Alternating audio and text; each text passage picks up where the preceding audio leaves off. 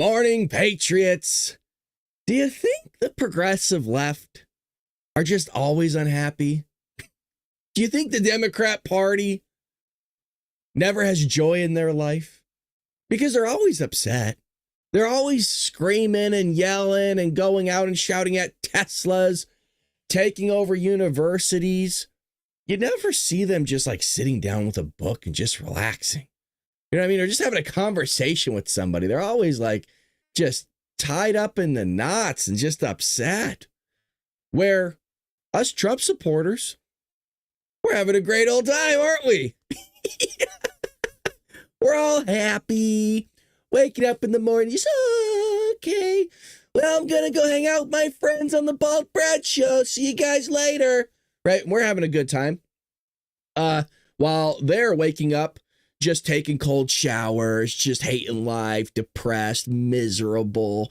You know, I don't know. But it's just, they are miserable, aren't they, Michelle? Yeah, see, Michelle gets it in the chat. How do you live life like that? You know what I mean? Let me be fair. If I woke up every morning in a bad mood, there's a guy in the office that I hate, orange bad, man bad. Like, I would go seek things out that made me happy. You know what I mean? I go do things that will make you happy. Anywho, they're not happy. They're whiny babies. They will continue to whine because they don't get their way because they're children. They're basically just children. Well, if you missed the Dark MAGA podcast, we were having the time of our lives because Donald Trump was smacking the crap out of Carney, and this dude was squirming during the entire... I wish we could just watch it all over again for everybody else during our show right now. We'll try to show you some clips here. This dude was squirming like a fish. He kept going like this, going... Like, I'm not exaggerating, by the way. That's what he was doing. Well, while Donald Trump, his desire for Canada to become the 51st state, well, that didn't sit well, to say the least. With Prime Minister Mark Carney, the newly elected Canadian leader, credited the president with changing Canada's outlook on security. I bet he did. Oh, yeah, well, when bleep hits the fan, the question is, you know, you want to keep giving us the double middle finger all the time, Canada. You want to act like you're a powerhouse. Well, we'll treat you like a powerhouse. It's like those women that believe like, you know, equality on every aspect of life. So when you actually have to treat them with equality, they get all upset. So you're damned if you do, you damned if you don't. In the same way here, well, you want to be a superpower, Canada. You want to act like, you know, you're bigger than what you are. Well, then go out there. Yeah, let's see how tough you are. Go have fun. Yeah, no, go have fun. During the first meeting between Trump and Carney in the Oval Office on Tuesday, Carney said that Canada's government is prepared to reorient itself on security spending and play its full weight in NATO. I don't know if it's a typo, play its full weight or pay its full weight. Not really sure. Shortly before Trump welcomed Carney to the White House, the president questioned why the United States was subsidizing Canada by $200 billion a year and giving to them free military protection. Correct. Yes. Yes. And I'm telling you, people on the progressive left cannot wrap their heads around this right here. We give billions. What was it, like 800 billion or something like that to NATO or our allies in terms of subsidizing for military assistance. So why are we giving them anything? So here we go. Here's Donald Trump. We'll do a little clicky. Yeah. No. Well, I still believe that, but you know, it takes two to tango, right? But no, I do. I mean, I believe it would be a massive tax cut for the Canadian citizens. You get free military, you get tremendous medical cares and other things. There would be a lot of advantages, but it would be a massive tax cut. And it's also a beautiful, you know, as a real estate developer, you know, I'm a real estate developer at heart. When you get rid of that artificially drawn line, somebody drew that line many years ago with like a ruler, just a straight line right across the top of the country. When you look at that beautiful formation when it's together, I'm a very artistic person. But when I looked at that beauty, I said, that's the way it was meant to be. But, you know, it's... See how he squirms? I told do you. feel it's much better for Canada. But we're not going to be discussing that unless somebody wants to discuss it. I think that there are tremendous benefits to the Canadian citizens, tremendously lower taxes, free military, which honestly we give you essentially anyway because we're protecting Canada if you ever had a problem. But I think it would really be a wonderful marriage because it's two places that get along very well. They like each other a lot.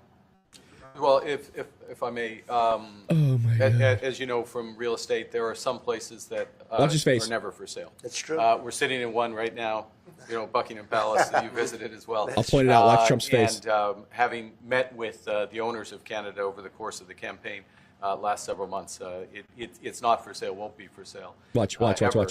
But the opportunity is in the party. Oh, that was the part yesterday. I lost it because Trump's like, it might be. Watch.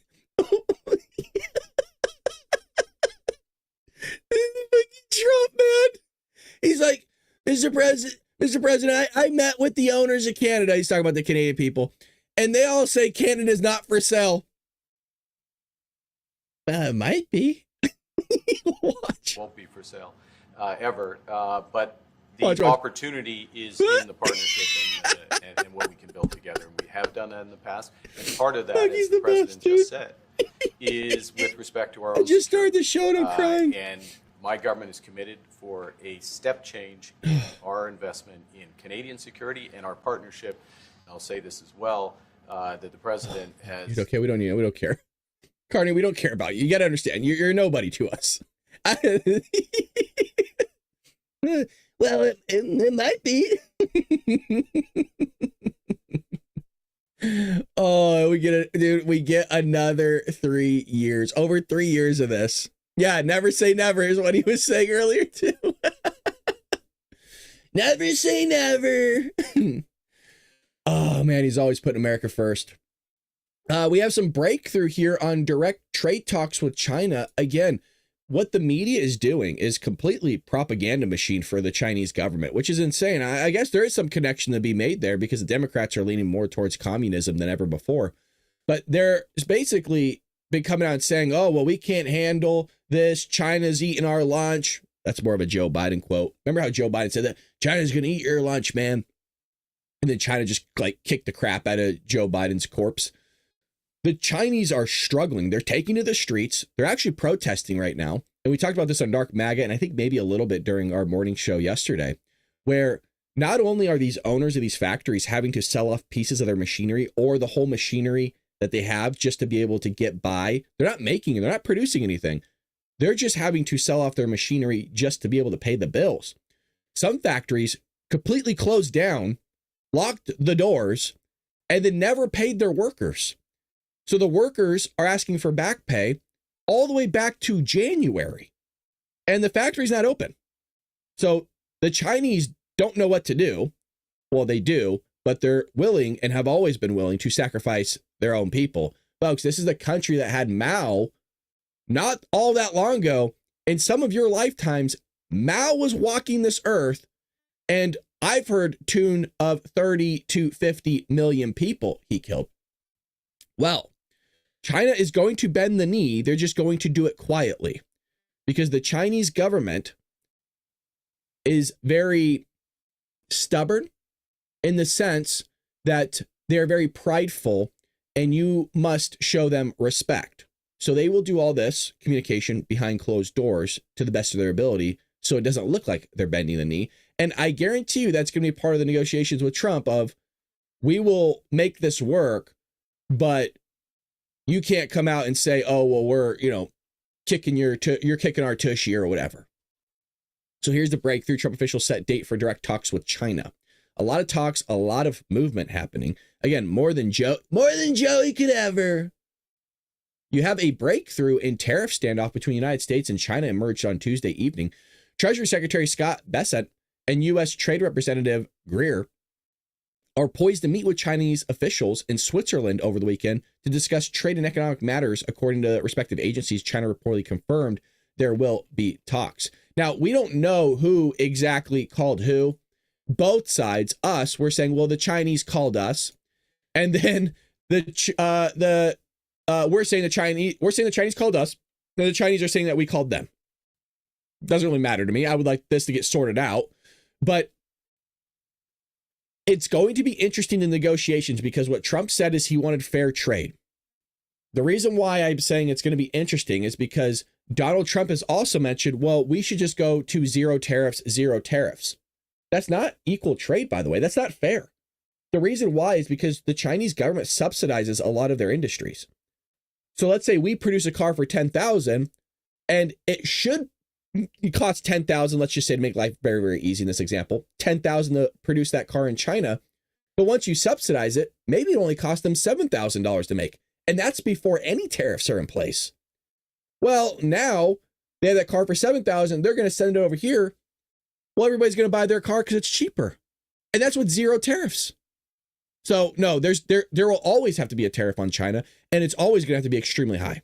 The world has been coming to the U.S., and China has been the missing piece. I was going to be in Switzerland to negotiate with the Swiss. Turns out the Chinese team is traveling through Europe, and they will be in Switzerland also. So we will meet on Saturday and Sunday.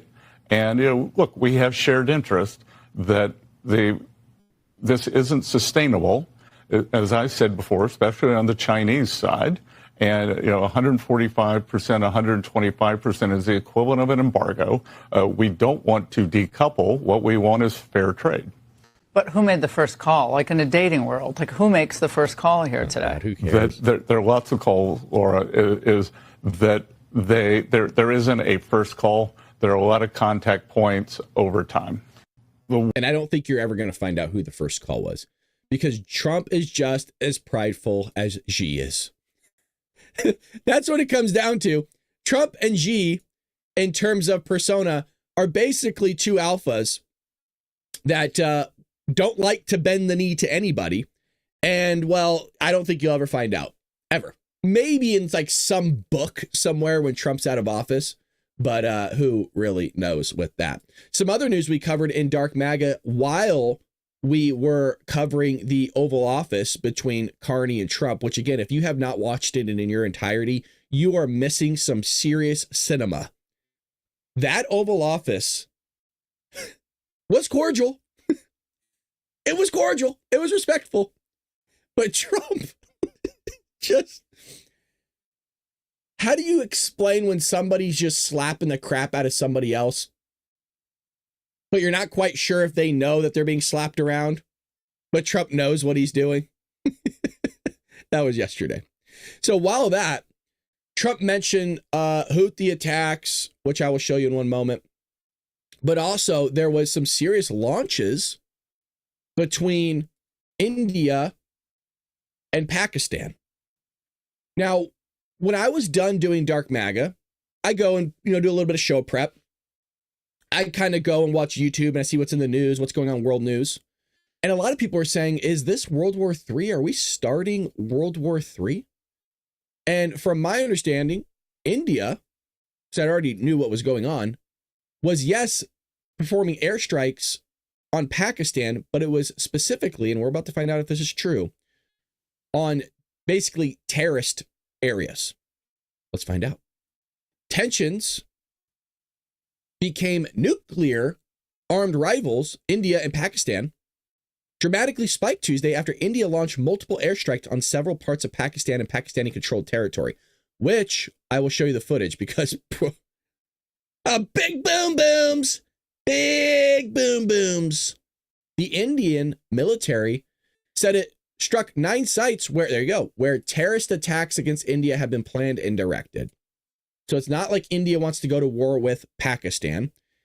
It's, hey, you got a bunch of terrorists that are always in your country. We're going to blow them up before they blow us up. Pakistan denied the claim. Oh, of course they did. Just like they deny the claim of having terrorists and all this other stuff in their country. alleging that Indian strikes hit civilian areas and killed 2 children, according to its military. Indian embassy to the United States said the strike, dubbed Operation Sindoor, was in response to a terror attack in Jammu and Kashmir on April 22nd that left 26 civilians dead, according to India. A few of the terrorists who are accused of specifically targeting Hindus were from Pakistan. The terror attack happened at Vice President J.D. Vance visited India on a 4-day trip, which included a meeting with the Prime Minister Modi. And I believe that also incorporated some sort of trade talks, probably spending. And I want to get the boom booms for all of you, the tape of it. And, it looks rough. It's not like it's like a fun thing that's being shown. Yeah, here we go. So here's like a very short clip of one. So I like how they're all out there on their motorcycles, filming with their cell phones. Watch this, a big move.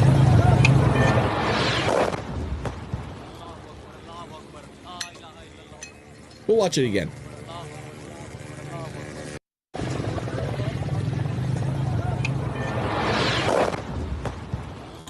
Now that was not it. If you think, well, that's not so bad. Like that's just a couple. No, this thing like I want to find the clip where there's like a bunch of them going off. Yeah, here we go. It's this one. So R.I.P. to your ears, by the way, because it's very loud.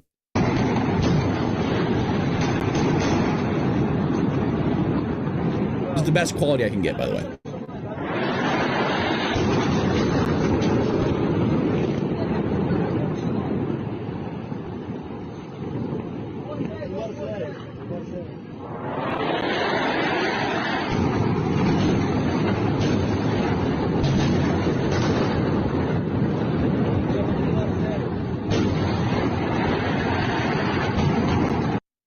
So there was a lot of strikes going on there.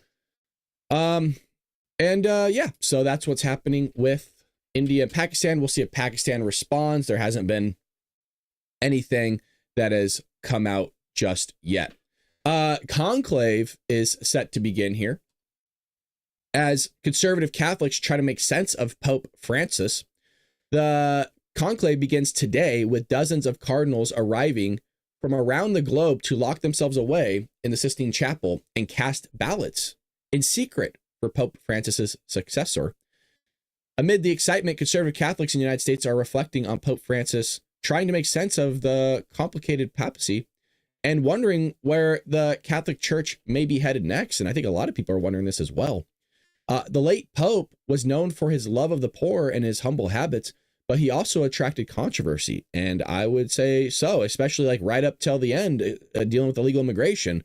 Remember, it was inhumane to kick out illegal immigrants, but I guarantee you, if any of you tried to make your way into any part of the Vatican that you're not legally allowed to be in, guess what they're going to do? They are going to kick you out, and they have every right to do so, by the way, every right to do so. But if you went somewhere illegally in the Vatican that you're not authorized to be in, what do? They kick you out. But for us, if somebody is not authorized to be here legally, we're not allowed to kick you out. That is called hypocrisy. That is something that's not allowed to happen. And I understand the heart of the Pope. He has had amazing heart. Again, love of the poor and for his humble habits. Please don't feel like I am smacking the Pope around, but I'm saying the Vatican is a little bit on interesting sides here, where you're saying, well, you can't kick out murderers and drug traffickers and rapists and those terrible people. But if any of us were to do, go into the Vatican in restricted areas, we would be kicked out. I could see the connection between my analogy, but other people can't. They get all up in arms over it. There is an outpouring of love toward him upon his passing, and even conservatives can rejoice that he is now in the presence of his maker. Even conservatives can recognize that he loved the Lord deeply. Correct. I don't think many conservatives have too many qualms with the Pope.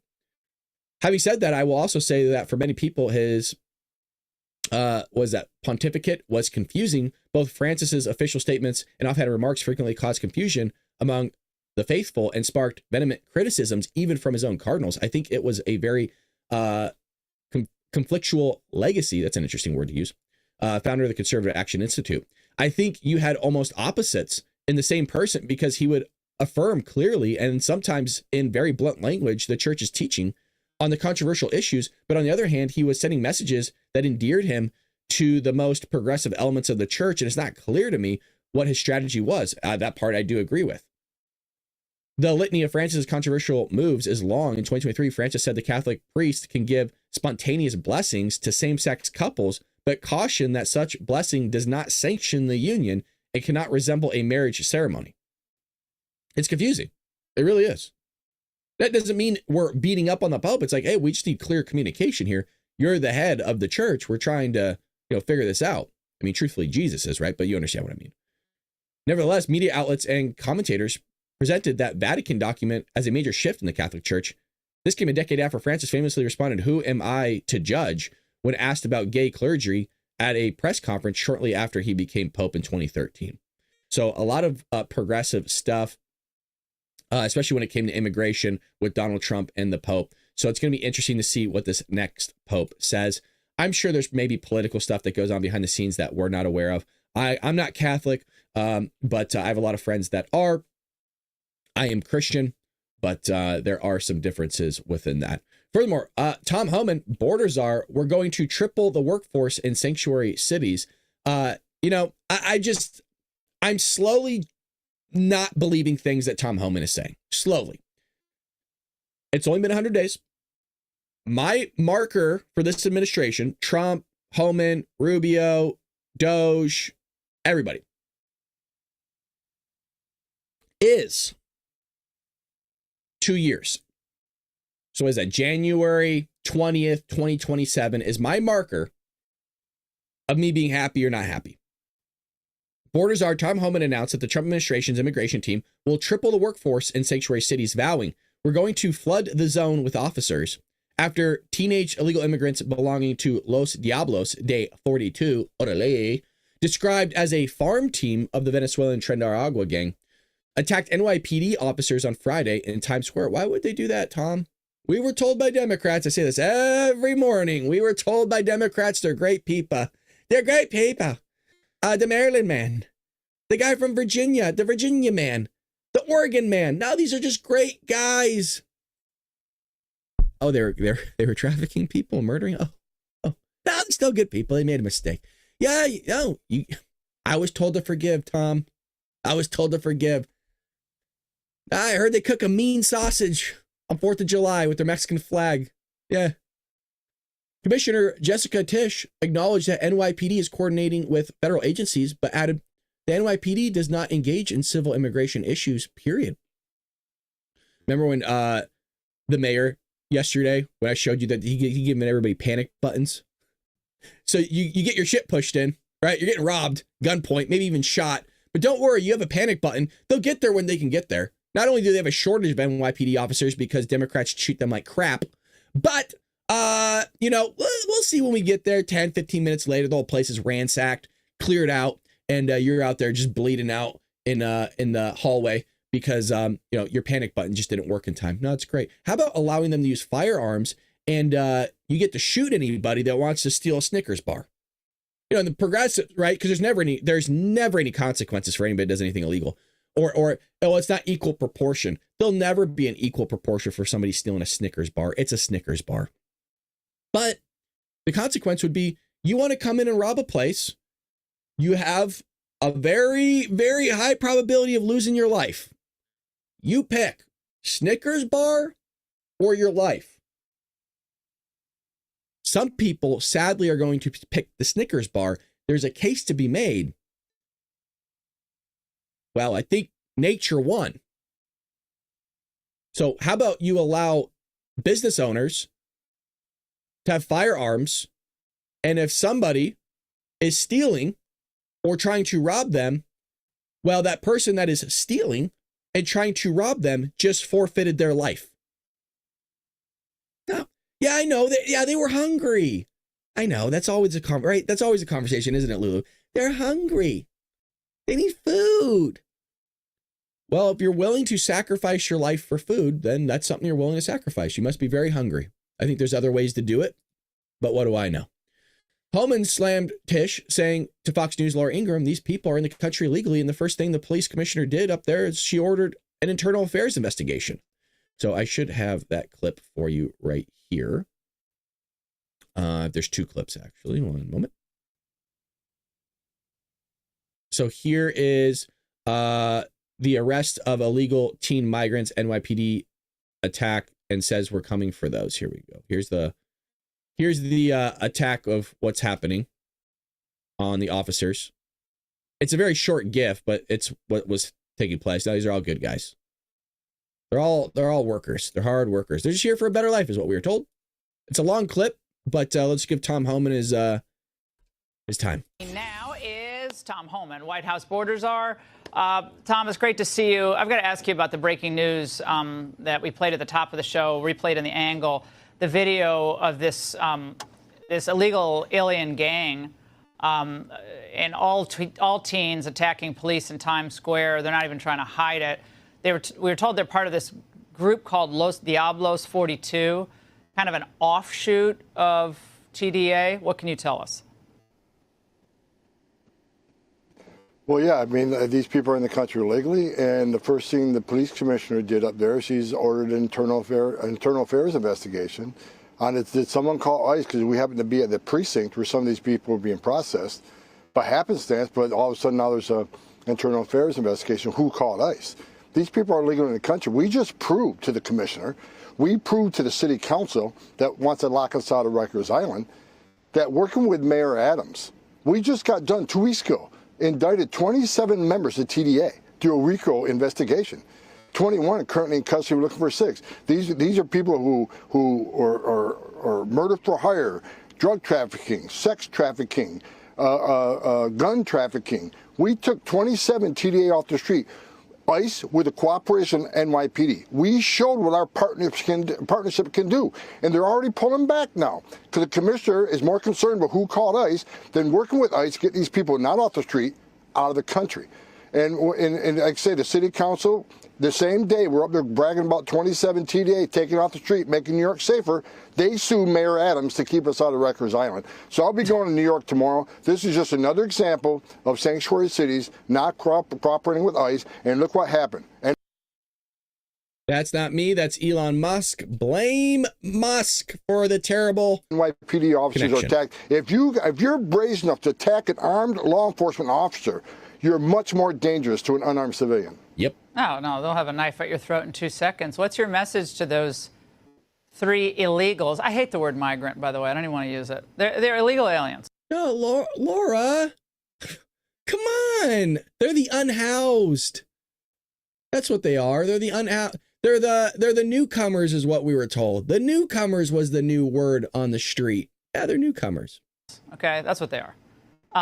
But Right. the 3 of them who are still on the loose, your message to them tonight. We're coming for them. And these are the type, I want to explain something. These are the type of people that AOC brags while I'm educating people to their constitutional rights. We all know what she's doing. She's educating illegal alien criminals how to invade law enforcement. But you know, now I'm going to do a little education myself. You don't want to open the door. You don't want to answer a question. You don't want to help us with the travel documents and get you removed.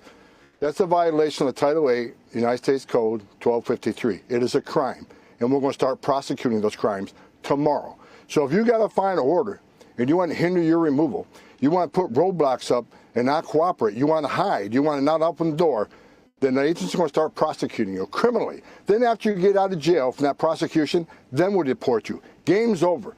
We're going to look for these public safety threats, and we're going to take them off the streets in New York and every other sanctuary city. As a matter of fact, every sanctuary city, we're going to triple the workforce. We're going to flood the zone with officers. If we can't arrest them in the jail, we'll arrest them in the community. If we can't arrest them in the community, we'll arrest them at their work site. We're going to triple work site enforcement operations. We're going to flood the zone. We're going to take these public safety threats off the streets with your help or without your help.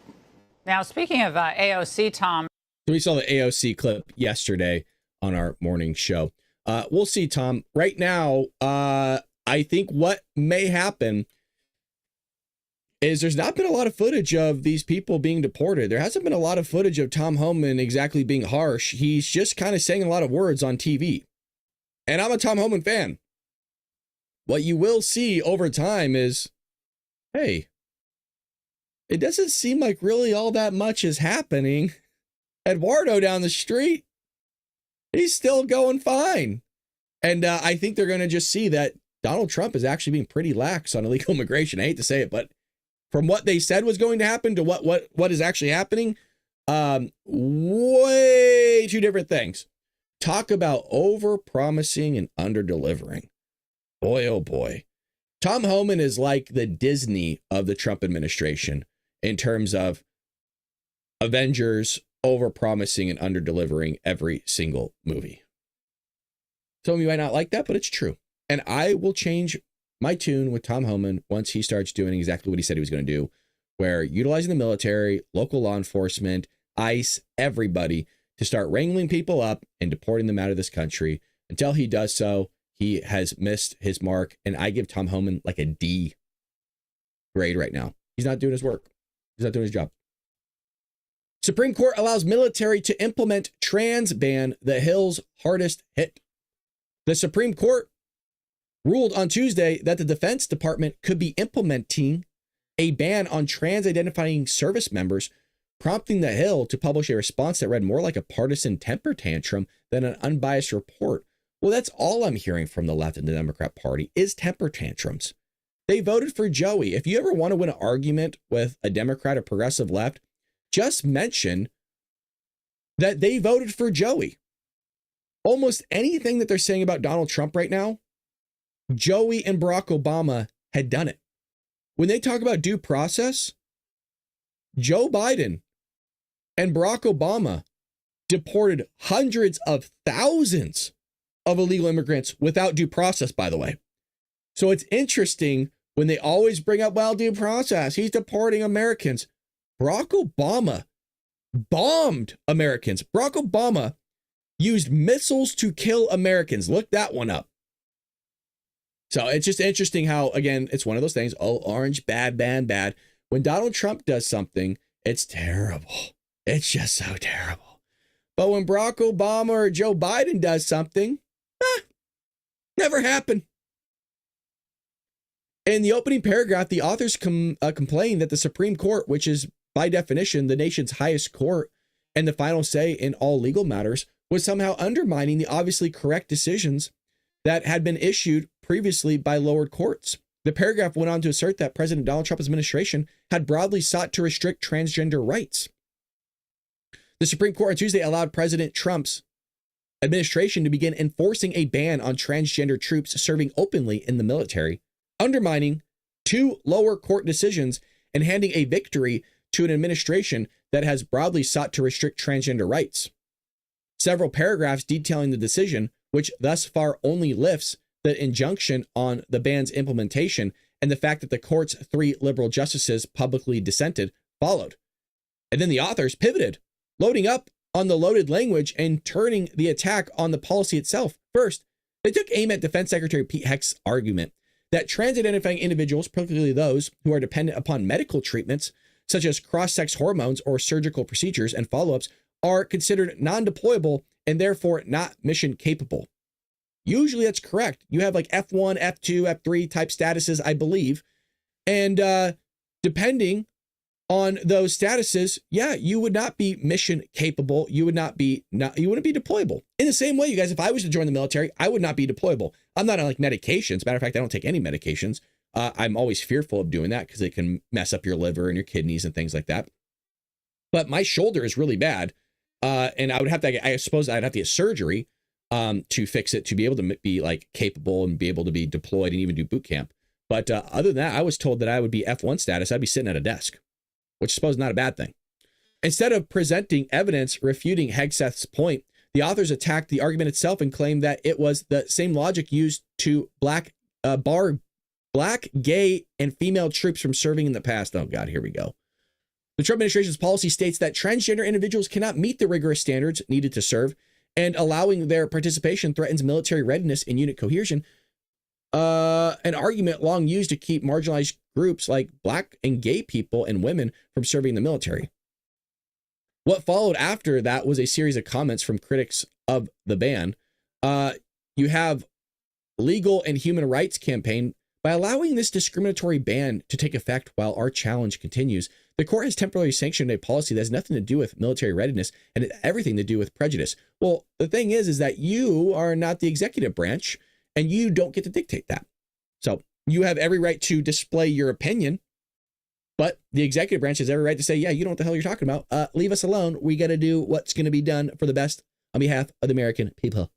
32 trans identifying service members allowing the administration to enforce its ban on trans military service would cause transgender troops reputational, professional, and constitutional harm that can never be undone. It's always harm. Do you notice that? Like anything, it could be words, it could be thoughts. They're all harmful. Everything's harmful. It's astonishing. So it goes on a little bit further, but it was a big win for the Trump administration. And I think it's a good win because it's not exactly a good look to our foreign adversaries like Russia, China, and Iran watching a bunch of dudes in freaking women's skirts and high heels with some weird, just grotesque makeup walking around our military bases. Yeah, it's not a show of strength. Neither was Joey, to be fair. But you're going after their rights, I suppose. I don't know exactly if you have a right to be serving in the military or not, but they'll try to make the case in some way, shape, or form. If you're enjoying what you're seeing with the show, always support that by hitting the like button. And by supporting us, what that does is it sends our video out there to new viewers who haven't seen our content or our channel. So it'd be greatly appreciated with all your support and help. And everybody that donates, thank you so much. We do have a donation tab that you guys have been using over at my website, baldbrad.com. We also have a book. Might as well plug it while everyone's here. We do have a book. If you haven't read it, I think you really would like it. It's a book. I wrote a book that I would really enjoy. If you click the link at the top, I'll send it to everybody. And don't feel like you have to, but it's a great gift idea. Even if you don't want the book for yourself, usually on Amazon, they do great discounts. It's Trojan Horse, How the Left is Destroying America. It takes the idea of the Greek mythology, air quotes, because they have found the city of Troy, of the Trojan horse that was inside Troy, and it basically tore them apart from the inside out in the same way the progressive left utilizes their ideology, they utilize their tactics, they utilize their fear-mongering to destroy this country from the inside out. And basically every chapter I go over something different and I show you the proof and make the claim that this is what they're doing and this is how it's going to destroy the country. A lot of people like it. It's 5 stars on Amazon, by the way. 5 stars on Amazon. I think you would really enjoy it. And like I said, if you want to make a donation tab up at the top, you can. TheBaldBrad.com. We get 97% of the proceeds. That's crazy. 97%. Sea-Dog yesterday made a donation of $10. So thank you, Sea-Dog. Appreciate you. I messaged him personally. Greatly appreciate the work that you put in supporting the show, man. Thank you. Defund the police. Mecca overrun with violence. Leadership failed. Let's check this out. A series of shooting in Minneapolis last week left 6 dead, 5 injured in just 24 hours of it's not queued up. We're not going to bother. We don't have time for that. We got a lot of news to cover. Biden gets candid about his decision to drop out of the race. I did see this article on other people's trending list here. Biden denies he left 2024 race too late to stop Trump, says it wouldn't have made a difference. Basically said, there's nothing we could have done. The guy was going to win no matter what. The guy was just better. Former President Joe Biden defended the timing of his decision to withdraw from the presidential race in favor of his Vice President Kamala Harris in a new interview this week, suggesting it didn't affect the outcome. I don't know about that. I mean, it's true. It didn't affect the outcome. But in terms of the timing,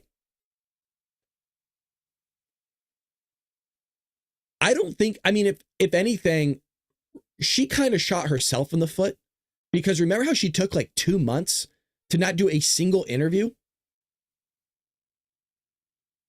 which is really weird. When asked if he left the 2024 presidential race too late, Biden said that he didn't believe his decision ultimately changed the results of the election in an interview. I don't think it would have mattered, Biden said in his first interview since leaving office. and immediately fell asleep right after.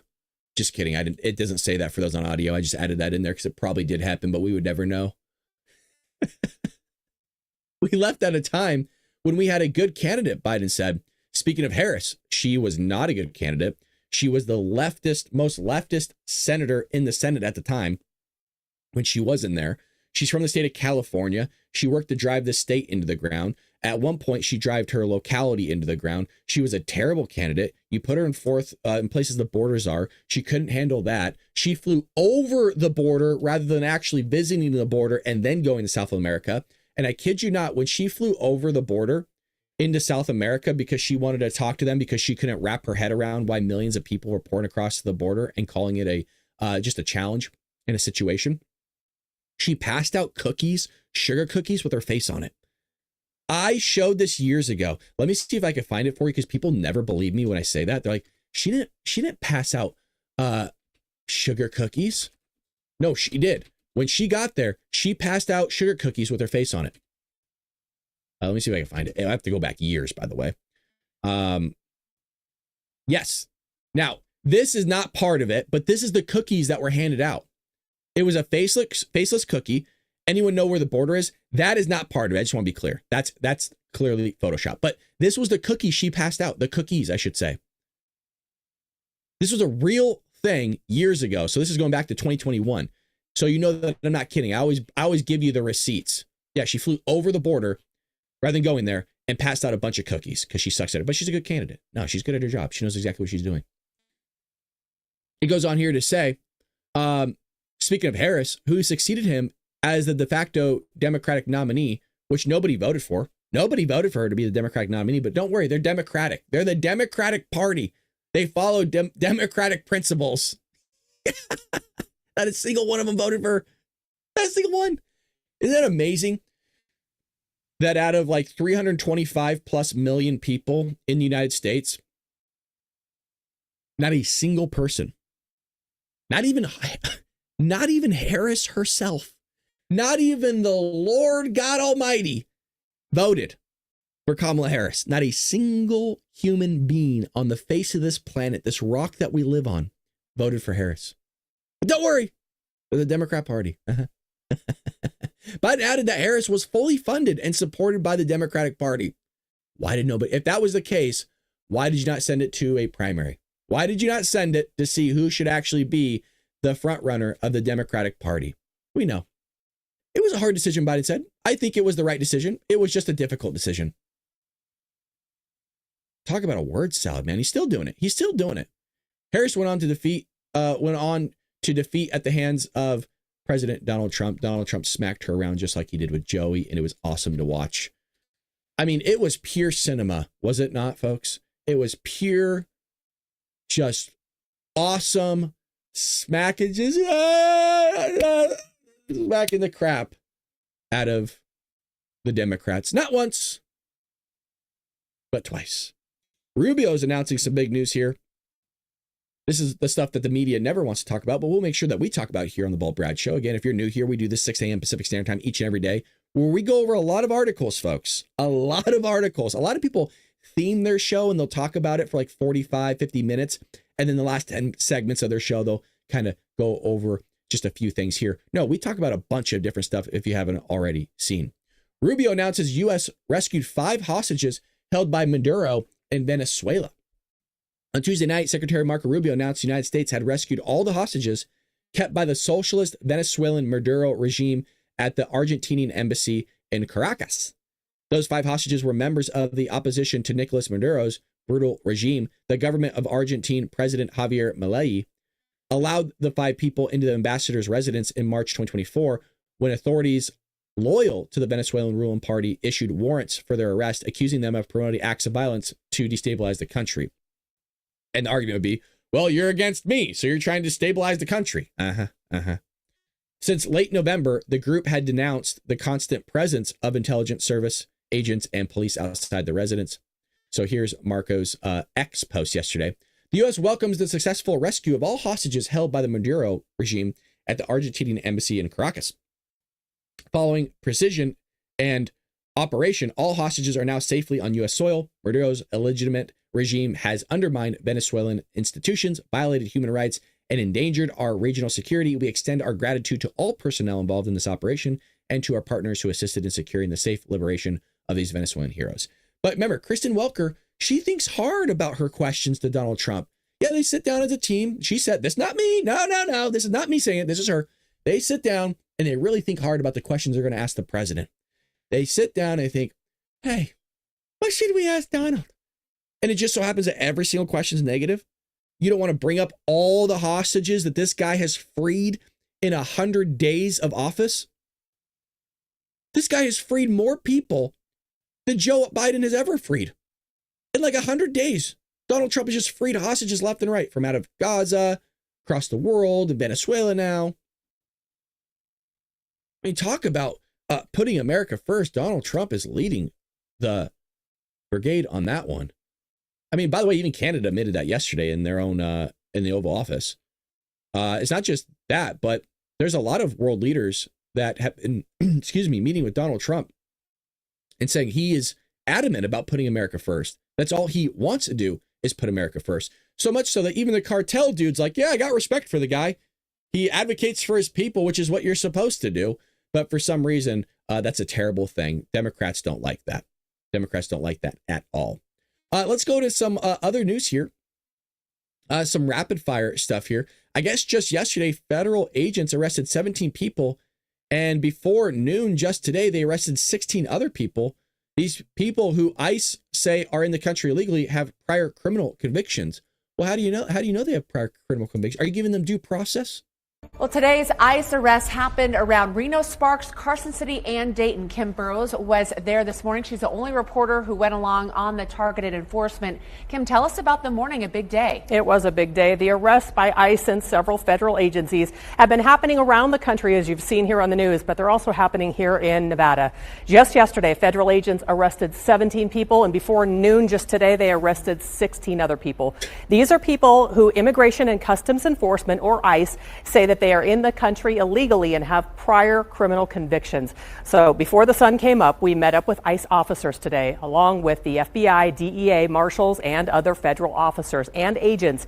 It was a targeted enforcement. We drove to a house in Carson City and waited for about an hour for the known suspect to come out.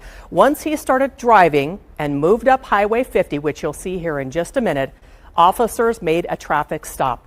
They arrested 56-year-old Rodolfo Hernandez Yanez from Mexico. ICE says he was in the country illegally in 2014, and he was... Whoa! The dude's been here for over a decade. Oh, you can't deport him. The guy has a house. He has a family. Convicted of involuntary manslaughter. It's over, by the way. It's ended. It's always us that has the consequences, right? Not the person that actually should be getting consequences for being here illegally. It's well, he came here, he established a life, he's been here for 30 years. In 30 years, you couldn't get your shit together and get your documentation. In 30 years, you couldn't do it. Makes you wonder if they were ever going to do it at all. I don't know. Find it interesting. I really do. But remember, we're the bad guys. Again, the empathy always has to fall on us, not on the other person. The consequences always have to fall on us. Well, you better make sure that we give these criminals, known criminals, due process, which they don't get, by the way. You have to make sure that you follow the law. They don't have to follow the law, but you better follow the law. It's always like that, isn't it, with the Democrats? Yeah, we have to follow the law as gun owners, and we should, but the other people, they don't. And by the way, when they commit the crimes, we're going to go after you guys that aren't committing the crimes and chisel away at your Second Amendment right because of their criminal behavior. It's like this. You have two kids. You got a really good kid. You got a really bad kid. The really bad kid does something really bad. And rather than giving the consequences to this kid, you go and chew out the kid that did nothing wrong. And by the way, you put this kid in timeout. This kid gets nothing done. Just, have fun. Blah, blah, blah, blah, blah. Go have fun on the playground. This kid, the good kid that did nothing wrong, that does everything right, you chew his ass out and you put him in timeout. That's how the Democrat Party functions. That's the best analogy. It's a rough analogy, but it's a good analogy I can give you. That's exactly what they do. All the time. All the time. Screw the law-abiding people. Let's favor the people that are doing things wrong. I've always said that they're ass backwards as a party.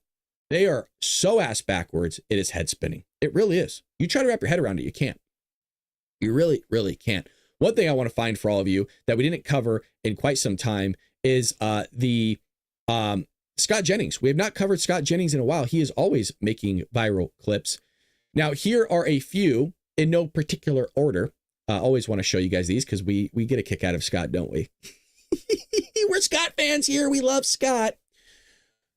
Who would I bring to my conclave? This is the easiest question I've ever answered on CNN. In a few hours, the cardinals from around the world will begin the process of picking a new pope, and they will be kept in the Vatican until he is chosen. Lodging and food will be provided, but cell phones, the internet, and newspapers. It's as loud as it goes, by the way. Papers are not. So you each have 30 seconds to tell us what is the thing that you would bring to your conclave. I'm bringing my dog. Oh, Elvis okay. J. Bulldoggington. This is the good dog. Yeah, there he is. And I think if you had a conclave, everybody should, like, a one conclave dog, like a mascot for the conclave would be great. So I'm going to bring Elvis. He's excellent at picking up also any table scraps that hit the floor.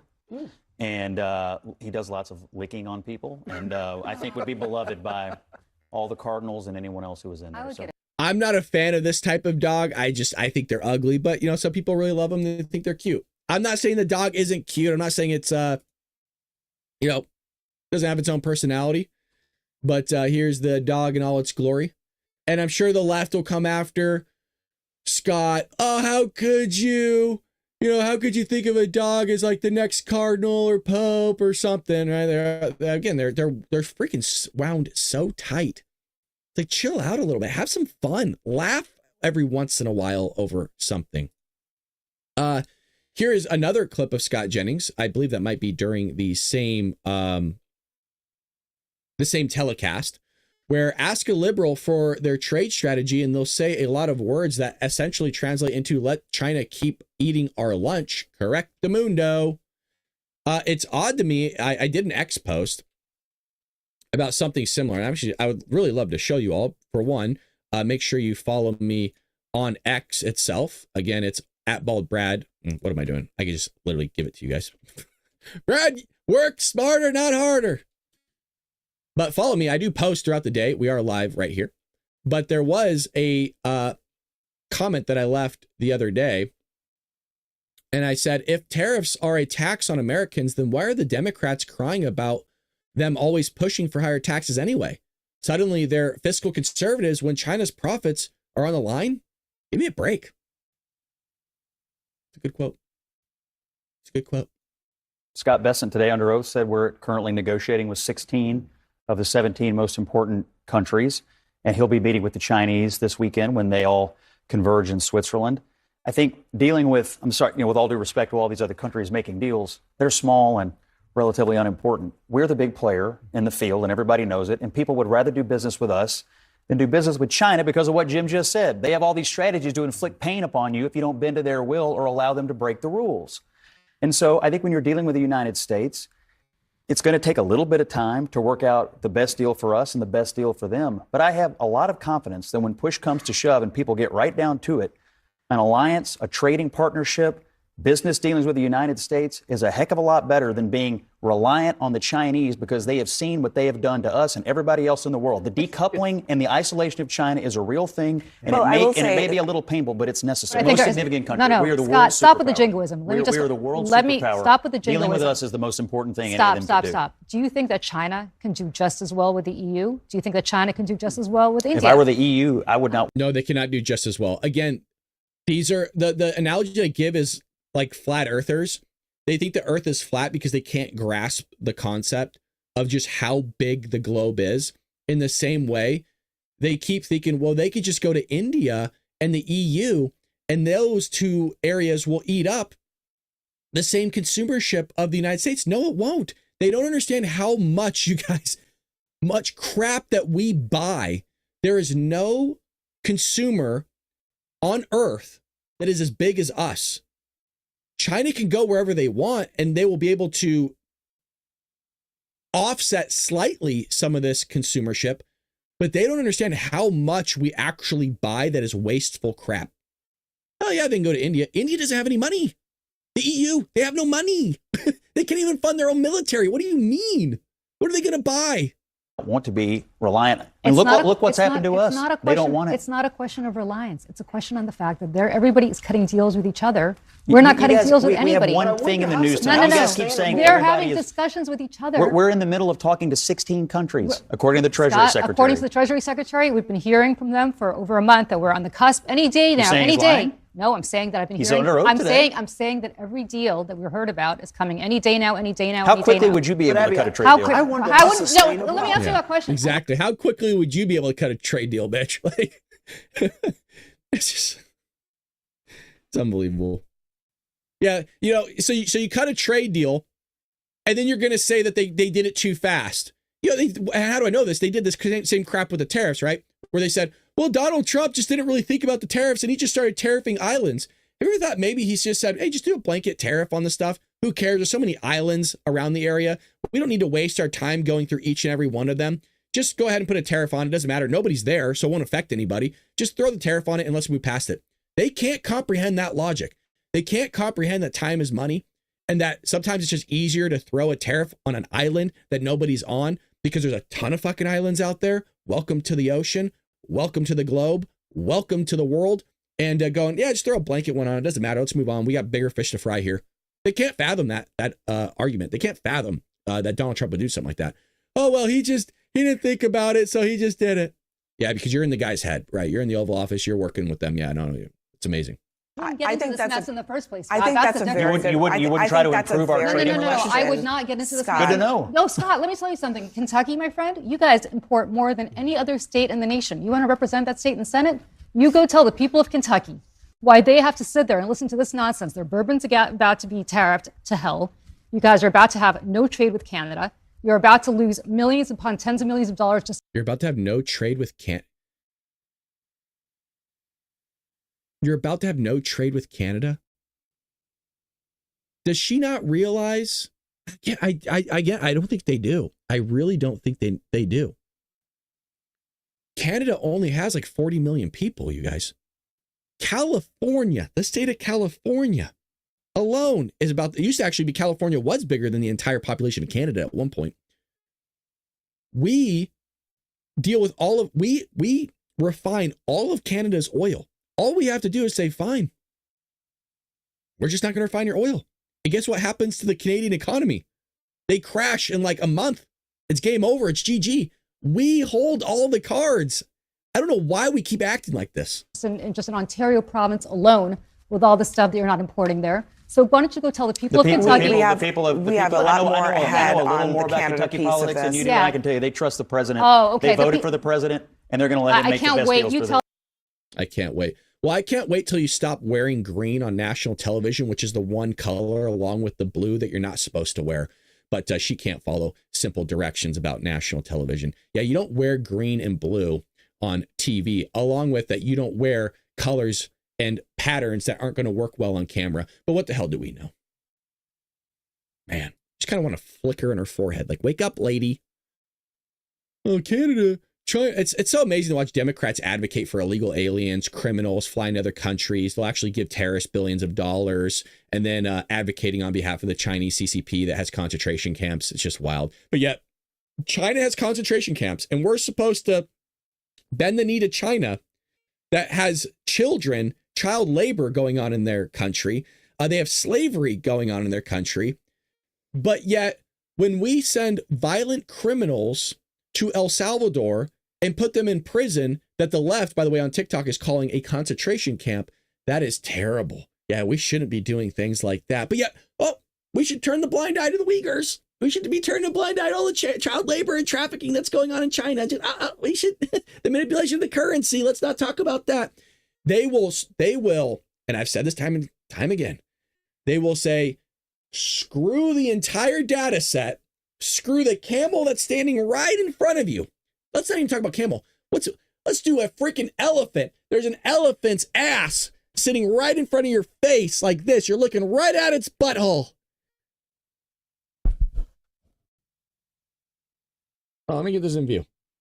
You got a big old booty sitting right in front of your face. And a booty. And they would rather focus on the gnat, the fly that's coming around, you know, trying to find a little poo-poo to land on. Oh, right there in the booty. And then when they turn around, oh God, it's a Democrat.